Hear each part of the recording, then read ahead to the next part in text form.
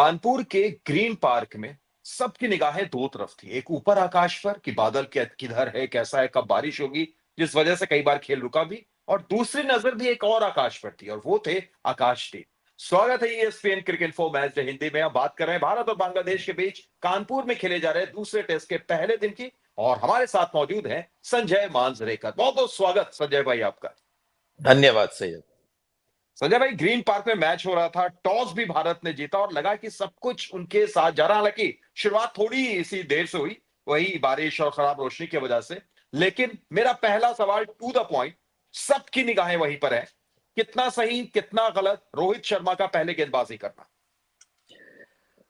थोड़ा सा मुश्किल होता है जब एक मैच होता है 5 दिन का। अगर एक दिवसीय मैच हो तो बहुत आसान हो जाता है, क्योंकि पिच का थोड़ा सा आप अनुमान लगा सकते हो कि अंत तक कैसे खेलेगा। 5 दिन का अगर टेस्ट मैच हो तो थोड़ा लॉन्ग टर्म सोचना चाहिए। इसीलिए मैं समझ सकता हूँ रोहित शर्मा ने फील्डिंग क्यों ली, क्योंकि अगर बल्लेबाजी भी करते तो कुछ ज्यादा फर्क नहीं पड़ता, क्योंकि ये ग्रीन पार्क कानपुर है। थोड़ी बहुत फ्रेशनेस पिच में थी, अगर धूप निकले तो बहुत ही फ्लैट लो बाउंस पिच हो जाएगा। लेकिन एक कमजोर टीम जब होती है तो एक टेम्पटेशन होता है, एक लालच होता है कि अभी तो विकेट में बहुत ज्यादा फ्रेशनेस है, तो अभी जो असलियत, जो रियलिटी हमारे सामने, उसका भरपूर फायदा लेते हैं। और हमारे पास 3 अच्छे सीमर्स हैं। तो अगर आप जल्दी से, जैसे पहले इनिंग्स में लास्ट टेस्ट मैच में बांग्लादेश को आउट किया था भारत ने, अगर जल्दी से उनको आउट कर दे फ्रेश पिच की वजह से, और ये पिच बाद में फ्लैट हो जाएगा, तो वो जो एडवांटेज आपको मिलता है, एक लो स्कोर जब टीम करती है बैटिंग फर्स्ट, वो आप खोना नहीं चाहते थे। उसके पीछे शायद ये एक कारण हो। तो क्या इस कारण से संजय भाई बांग्लादेश को एक थोड़ा सा उन्होंने मौका दे दिया ये मैच बनाने का? वो इसलिए कि उनकी जो स्ट्रेटेजी थी वो यही थी। एक अतिरिक्त स्पिनर के साथ वो गए थे, दो ही सीमर के साथ गए थे। कप्तान शांतो ने कहा कि टॉस जीते तो हम भी बैटिंग करते। तो एक थोड़ा सा उनको मैच बनाने का आपने मौका दे दिया। जी हाँ, क्योंकि 3 स्पिनर्स और केवल 2 सीम बॉलर्स, तो वो अभी वापस अपने जो मेन स्ट्रेंथ है वहां पर जा रहे हैं। और हमने देखा जैसे चेन्नई में बाउंस था, वैसे इस पिच में उतना बाउंस है नहीं। तो जी हाँ, बांग्लादेश खुश होंगे कि उनको एक मौका मिल गया। लेकिन पहले आपको फर्स्ट इनिंग्स में एक बड़ा स्कोर खड़ा करना है। अभी उनके 3 विकेट गिरे हैं, तो शुरुआत अच्छी नहीं हुई। तो ये एक हमेशा डर होता है। एक टीम जो दिग्गज टीम नहीं है अभी तक, हो जाएगी शायद आगे जाकर, तो मौका मिल जाता है एक स्ट्रॉन्ग टीम को। थोड़ा सा टॉस में अगर एडवांटेज मिला हो बांग्लादेश को, लेकिन क्वालिटी इतनी भारत के पास ज्यादा है कि अब बल्लेबाजी बहुत डट कर बांग्लादेश को करनी पड़ेगी, क्योंकि भारत के पास 3 क्वालिटी सीम बॉलर्स है। और सबसे अधिक जो पिच से मदद मिल सकती है वो अभी पहले दिन और दूसरे दिन। बिल्कुल, मोमिनुल फिलहाल वहां पर खड़े हुए हैं, अच्छे लय में नजर आ रहे हैं। लेकिन संजय भाई, सिर्फ 35 ओवर का खेल हुआ और इस 35 ओवर में हमने 4 बॉलर को देखा। पांचवा बॉलर क्यों नहीं आया उस पर भी हम बात करेंगे, और छठा बॉलर कौन हो सकता था या टीम में आ सकता था उस पर भी बात करेंगे। लेकिन फिलहाल आकाश ही आकाश में बादल और ग्रीन पार्क पर आकाश, क्या लाजवाब गेंदबाजी की है। चेन्नई में जिस तरीके का स्पेल उनका देखा, ऐसा लगा उसी का एक्सटेंशन यहां भी। जी हाँ, और जब ऑस्ट्रेलिया जाएगी तो ढेर सारे लेफ्ट हैंडर्स वो टीम में भी होंगे, तो बिल्कुल पता चल रहा है कि राउंड द विकेट जो एंगल वो गेंदबाजी करते हैं, बहुत सटीक एक लाइन एंड लेंथ है। स्पीड 140 की नहीं है, 133 135। लेकिन जो उनकी ताकत है वो है कि हवा में बहुत सीधा आता है बॉल, और फिर ऑफ द पिच थोड़ी बहुत हरकत कर जाता है। तो अच्छे बल्लेबाजों के ऐसे गेंदबाज ज्यादा परेशान करते हैं। तो आकाशदीप मेरे हिसाब से, जैसे हमने पहले भी कहा था, कि अगर शामी फिट ना हो तो ये थर्ड सीमर साइड में है।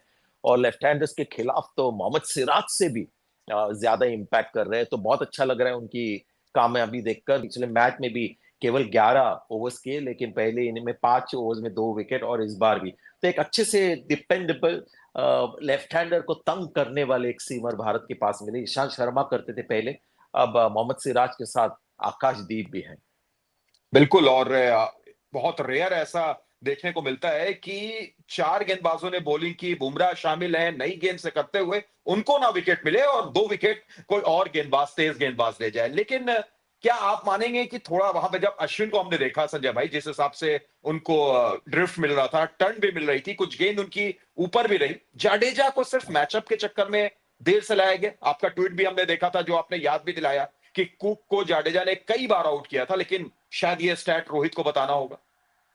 हर कप्तान का एक अप्रोच होता है और एक प्लेयर्स को लेकर, बॉलर्स को लेकर भी एक अप्रोच होता है और उसमें कोई गलती नहीं है। थोड़ा-सा ज़्यादा फेथ होता है किसी स्पिनर्स के ऊपर। मैंने देखा है अब इस सीरीज़ में नहीं, इसके पहले भी जब स्पिन की बात होती है, तो अश्विन को ज़्यादा पसंद करते हैं रोहित शर्मा। अभी यहाँ पर कारण था कि 2 लेफ्ट हैंडर्स हैं, लेकिन मैचअप एक गाइडलाइन होना चाहिए और हमने देखा भारत के खिलाफ भी ऋषभ पंत भारत जब बल्लेबाज़ी कर रही थी पिछले मैच में, तो शकीब अल हसन ने पहली बार ऋषभ पंत को ट्रबल के कैच ड्रॉप हुआ 70 पे उनके ऊपर। तो बांग्लादेश भी वही कर रही थी कि left arm spinner Rishabh Pant के खिलाफ नहीं डाल रहे थे और यहाँ पर भी हो रहा है। तो ये दौर जो चल रहा है आजकल टेस्ट क्रिकेट में, वहां पर इस पर बहुत ज्यादा जोर दिया जा रहा है।